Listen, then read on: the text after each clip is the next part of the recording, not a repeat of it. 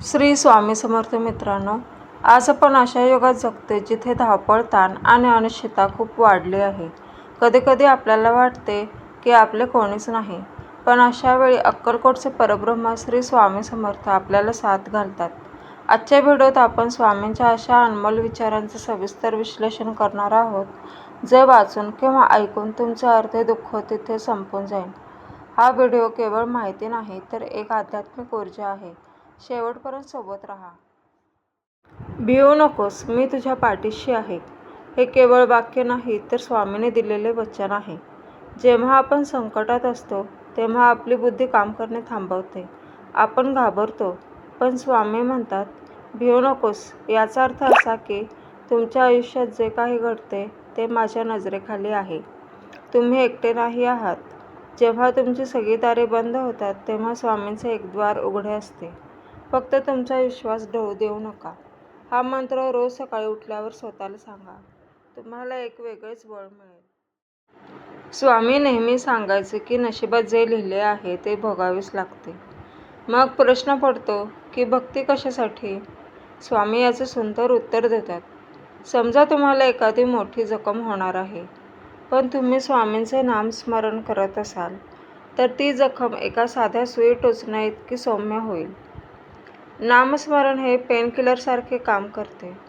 ते तुमचे दुःख पूर्णपणे नष्ट नाही केले तरी ते सहन करण्याची शक्ती आणि मार्ग तुम्हाला नक्कीच देते. माणसाची मर्यादा जिथे संपते तिथून स्वामींची कृपा सुरू होते.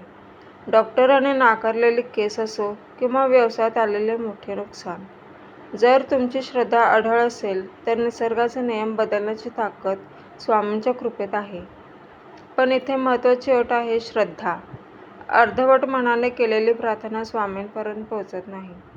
जेव्हा तुम्ही पूर्णपणे शरणागत होता तेव्हा अशक्य गोष्टी शक्य होऊ लागतात.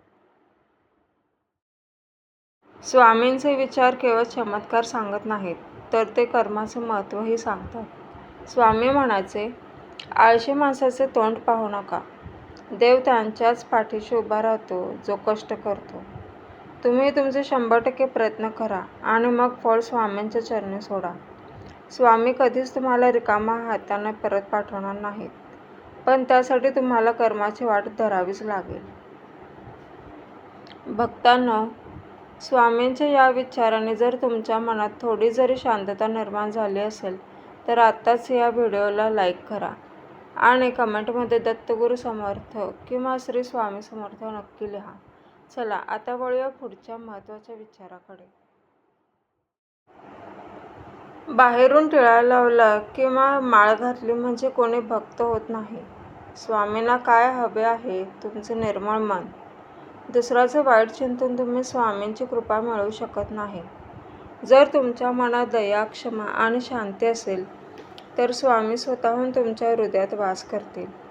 कोणाचेही मन दुखावू नका, हे स्वामींचे खरे तत्त्वज्ञान आहे.